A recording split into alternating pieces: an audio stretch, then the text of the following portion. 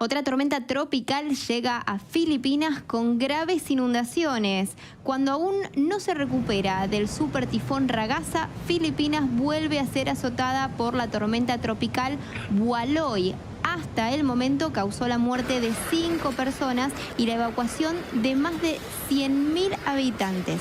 La tormenta alcanzó vientos que superaron los 165 kilómetros por hora. Esto provocó la caída de árboles y la destrucción de decenas de viviendas.